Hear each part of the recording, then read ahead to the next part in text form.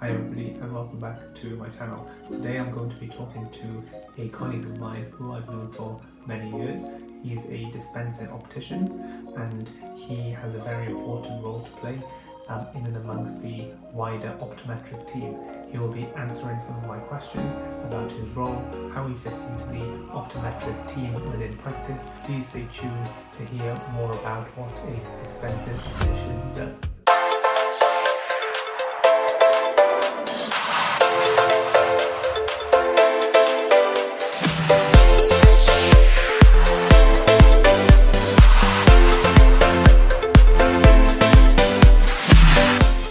So I'm joined by Nathan, and thank you so much for this, Nathan. I really appreciate your time.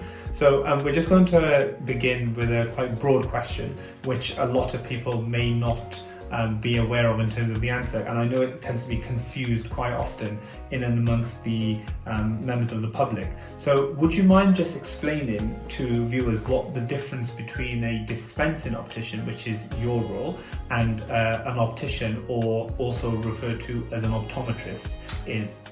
Okay, the main difference obviously is a dispensing optician dispenses spectacles, sometimes contact lenses if qualified, whereas an optician who is an ophthalmic optician or an optometrist will do the actual eye test and eventually give the handover to the dispensing optician so that spectacles can be dispensed. Okay, perfect, thank you.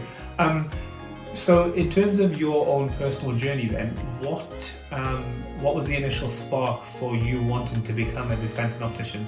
As harsh as it sounds, the initial spark was I didn't really know what I was going to do when I did my A-levels. Okay. And my brother-in-law, who was an optometrist, said, would you fancy coming down the route of being my dispensing optician? Correct. So we said, we'll trial you for 6 months, see if you're suitable. Okay. And then if suitable, we'll put you on a course in Islington, and 3 years later, it's history. Perfect. So that's an interesting point, because sometimes the paths we end up traveling along in life may not necessarily have been the ones that we envisaged for ourselves, but due to opportunities that arise. Very true. Yeah. My father always said, work hard in school or work hard.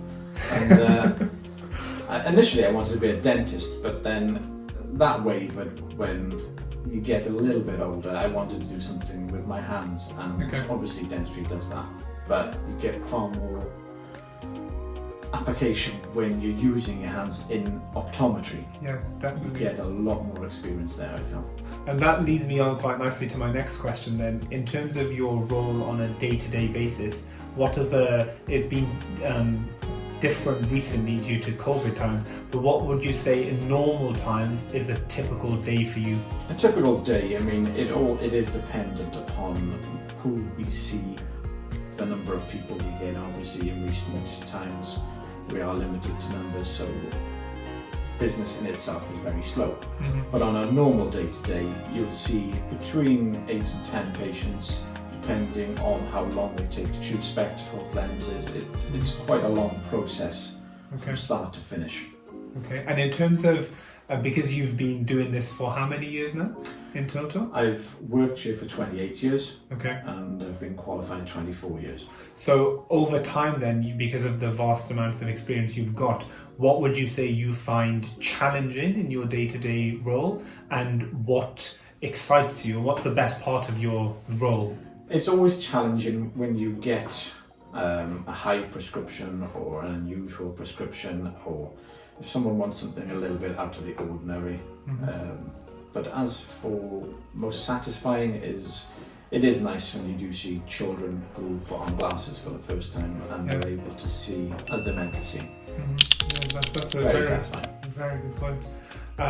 And presumably, because you've been here now for more than 2 decades, you've built up very close and good relations with patients who presumably have you've stayed in touch with outside of work as well, because I know you're based here in Porthcawl. Based here, born here 47 years ago. Yeah, it's something that I've lived with. It's very difficult for me to walk through town or around the seafront without being noticed. And so it has that plus side, but it also has a minus side. You like a bit of peace and quiet occasionally. Definitely. During pandemic times, how has your role been different? Yeah, well, a lot slower.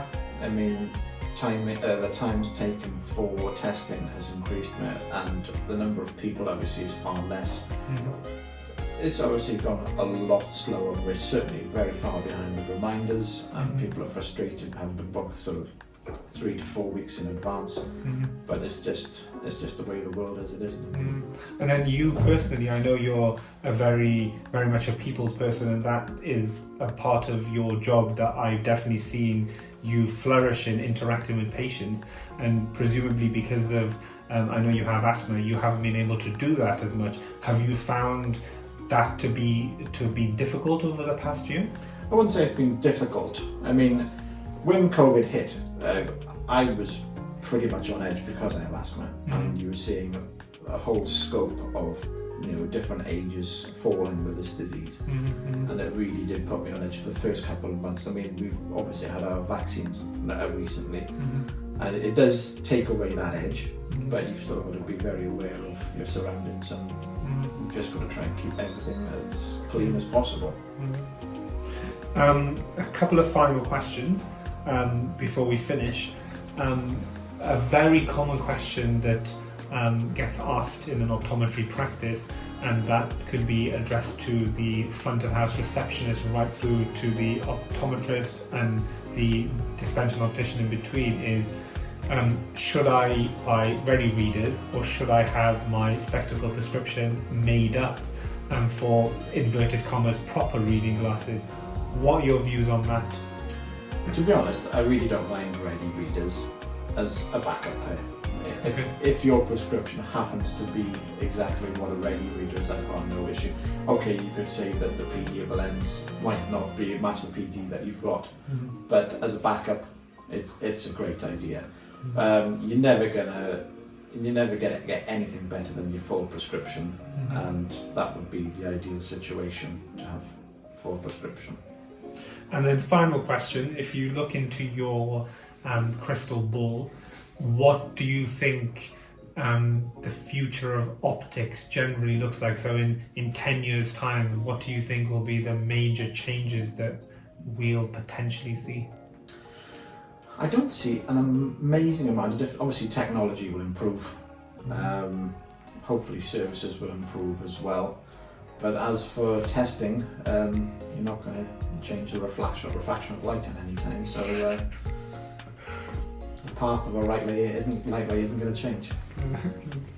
Thank you so much for your time. No problem. I really appreciate it. And I've learned a few key things from just listening to you talk this morning. And I think one of the key things I've learned is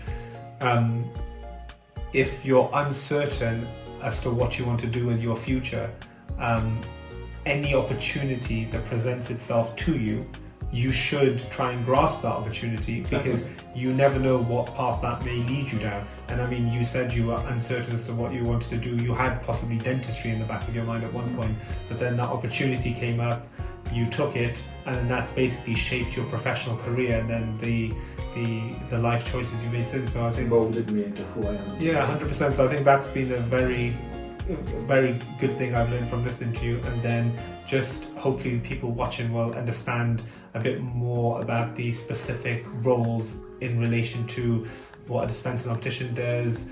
And I think it's sad because a lot of the time the members of the public may go into a practice and see an individual such as yourself and think, oh, this individual's there just to fix my glasses. But the reality is it's a lot more complex than that. And I think hopefully from watching this, people will understand that that may be what happens sort of on the front of house, as it were. But in your room and in your workspace, there's actually a lot more that goes into spectacles being made. And I can vouch for that because I, as you remember, shadowed you and tried to emulate your role for a while, and it was very difficult. So thank you again.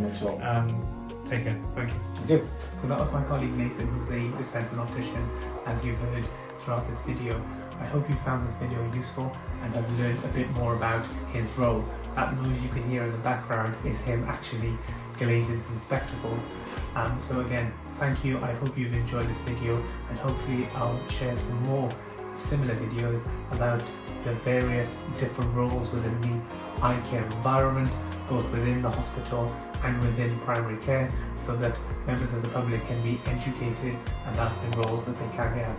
Thank you so much. If you like this video, please do click the like button, please do subscribe, and please do share this video. Take care.